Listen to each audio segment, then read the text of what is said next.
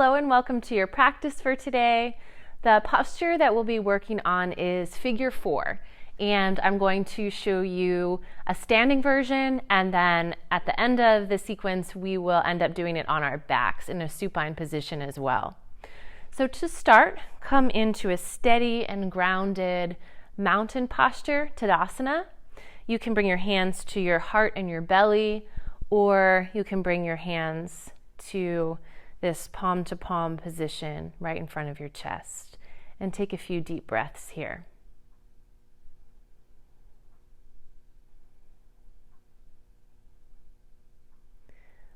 We're going to establish our balance to begin. So feel some weight shifting forward to the heels and the balls of your feet, back and forth. And then feel some weight shifting from side to side. Just transferring from one foot to the other. And then eventually allow yourself to evenly distribute your weight into both feet, spreading your toes and feeling really rooted and connected. Before we start to take one foot off the ground at all, we're just going to try to draw the energy up by reaching the arms up to extended mountain. And as you reach your arms up, not only are we lifting the limbs, but also internally creating an upward pool of energy. So feel your pelvic floor lifting, and your belly will pull up a little bit. And then slowly start to lower down, bringing your hands through the center of the chest and sitting into a chair posture. When you come to chair, make sure that your knees don't come out past your toes, but instead that you can see your toes and you're sitting down into an imaginary stool. So we'll flow in and out of those two postures a few times, reaching up to extended mountain and coming down into chair. Reaching up and lowering down. So we have Utthita Tadasana, which is extended mountain, and Utkatasana, which actually means fierce posture, which is a little more fun than chair. Reach up. We'll do that one more time through and down. And then we're going to continue that same rhythmic flow, but as you reach up to extended mountain, just see if you can perch on one foot and bring the other knee up high. Then slowly come back through mountain and lower to chair. So a little balance practice.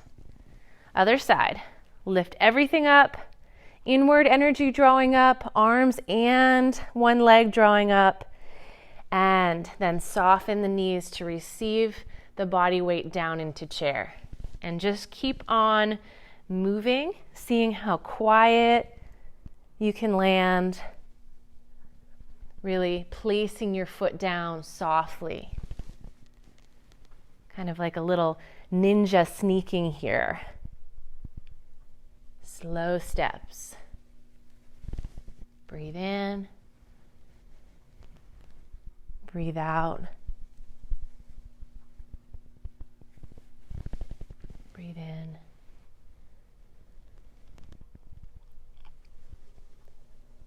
And then let's just reach back up to extended mountain.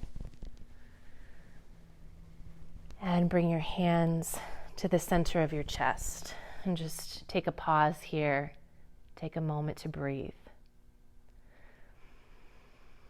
So as we get ready to move into the figure 4 posture, we're going to be doing that same lift of one knee, but then we'll be crossing over the thigh and coming into balance. And you can stay very lifted or sit down low when you do this. It's up to you. Now, some people will have trouble bringing the foot that high and getting it above the knee.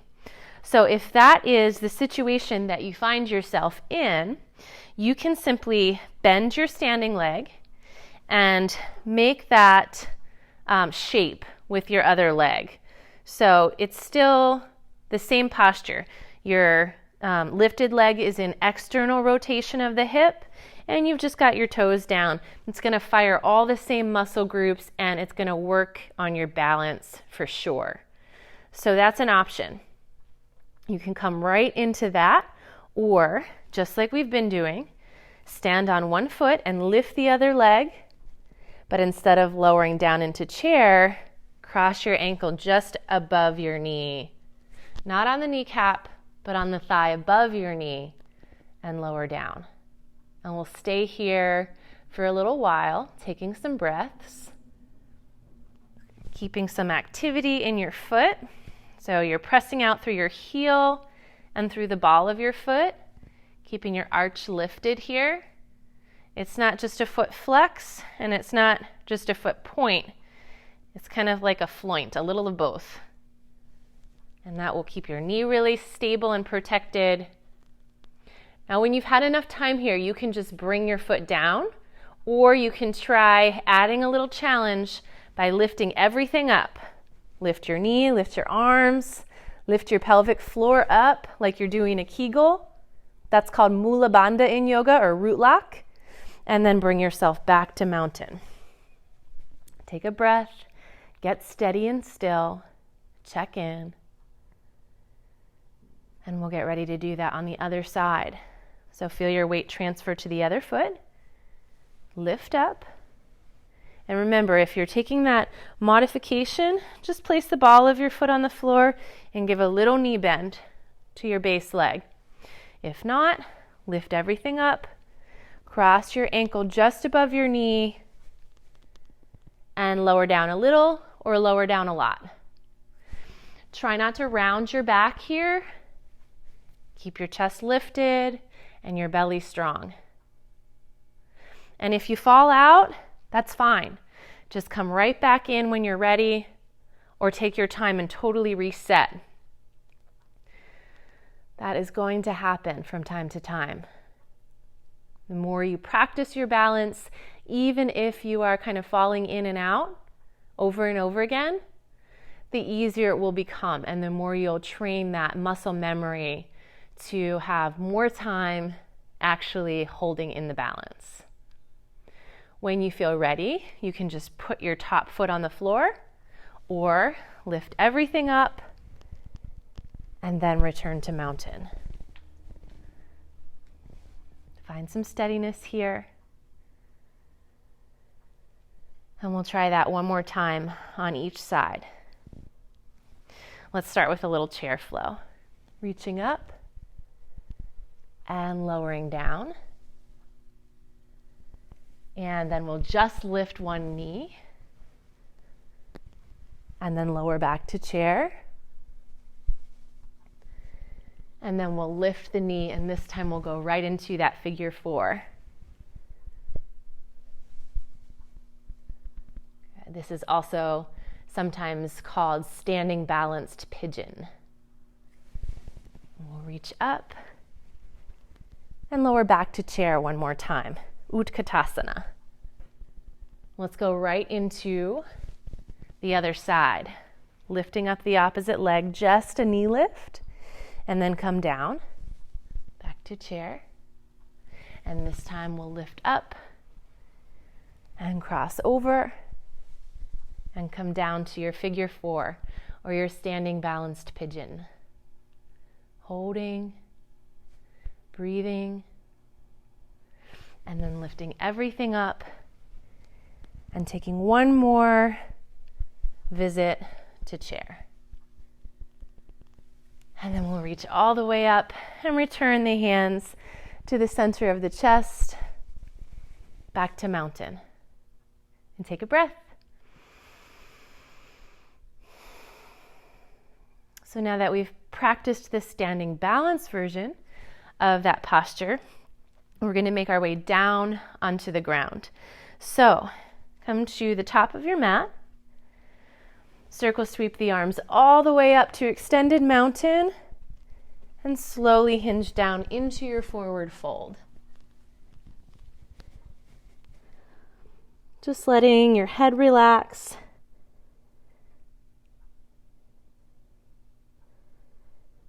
Take a few breaths here. And then when you're ready, bring yourself back to all fours position. Tabletop. And then swing your feet over to one side and come to a seated position. We're going to bring the legs out and around, and we'll get ready to move on to our backs from here. So make sure that you are kind of towards the front of your mat so that you've got plenty of space for your upper body to roll down onto. And you can, of course, do this hands-free for a little extra core work, but I find it to be really nice to hold behind one knee and support your body as you roll down, little by little, making your way to the ground. And when you get there, you can actually just keep that knee pulled in towards your chest and let the other leg stretch out.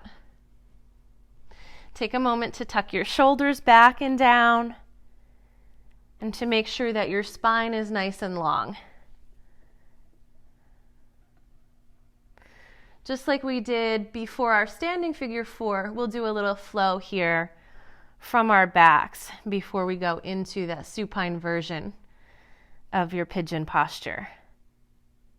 So when you're ready, switch legs, keeping your knee bent and just holding right behind the kneecap. Take a few breaths so that you're feeling even and balanced. And then start to move between sides with your unique breath pace. And you can even hold on top of the shin if that feels good. Just make sure you're not pushing down really hard. Keep it easy, keep it light.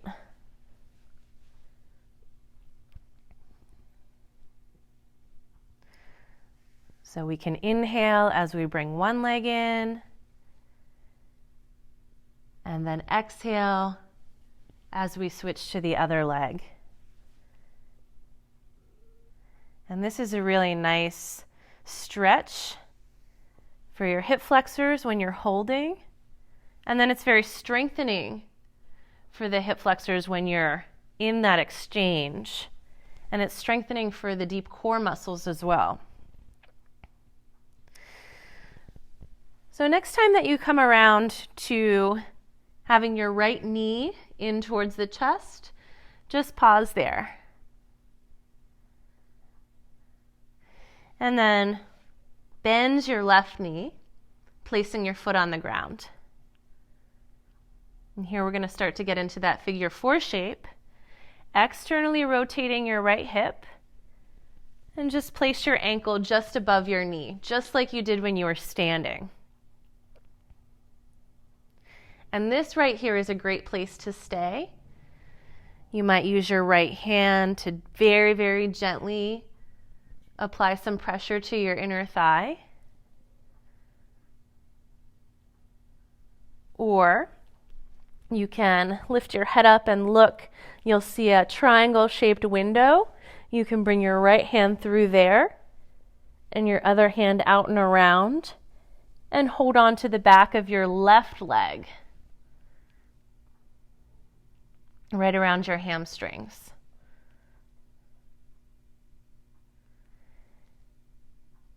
And from here, if you feel like you need a little deeper stretch, you can use your right elbow to just edge your inner thigh open a little bit more.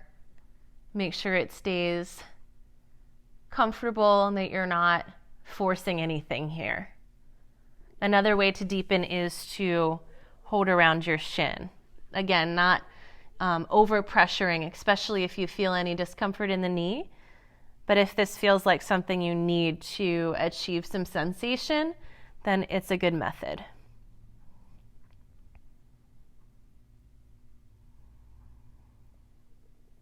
So we'll stay here for just a few more breaths. You might notice that the longer you remain in the position, the more of a release you feel. At first, your muscles might kind of contract and fight back, especially if this isn't a common position for your body. But as you breathe and send the message to your whole entire system that everything is okay, it's safe to be here, and things start to relax a little bit. When you're ready, release your leg and bring your left foot down to the floor. And then uncross, bringing your right foot down to the floor. And before we do the other side, it might feel good to take some windshield wipers from side to side. Getting a nice little release for the lower back and the tops of the legs.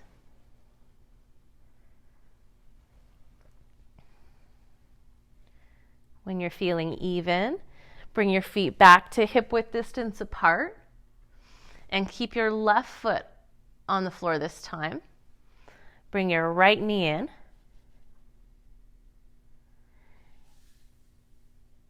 Oh, that's the side we already did. So keep your right foot on the floor this time and bring your left knee in. And just take a pause there. When you feel ready, externally rotate and cross your ankle just above your right knee. And just like I said before, this is a perfect place to stay. Maybe you feel like you have enough sensation. Stay right here or just add a very little touch to the left inner thigh. It's also good to know you don't need to do this same variation on both sides of your body. We all have a favorite side, or most of us have a favorite side and a second favorite side. So listen to your body in the moment, tuning in often during your yoga practice and seeing where you want to go in this unique moment, on this day, on this side of your body. If you are wanting to take it a little further, you can bring your right foot off the floor and grab behind the right kneecap or anywhere behind the right leg.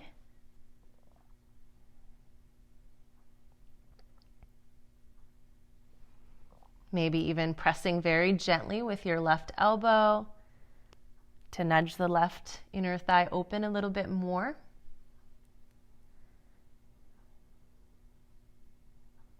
Or, of course, you can hold around your right shin. When you're doing all this, if your tailbone pulls up off the ground, that's a sign that you're starting to round your back. So if that's happening to you, in order to lengthen your spine and come back to a neutral pelvis, I would recommend going to a more moderate option so that you can keep your spine long. We'll take 1 or 2 more breaths here.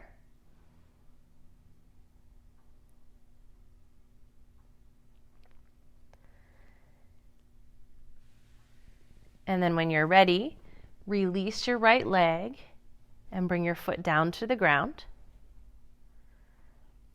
And then uncross, bringing both feet down to the ground. And when you're ready, just roll over to one side. Bring your top hand to the ground and guide yourself all the way up to a seated position. So that concludes our posture breakdown of figure 4. And I would encourage you, if you're feeling inspired and ready to do a little more flow, just to move right into a seated flow and continue your practice from here.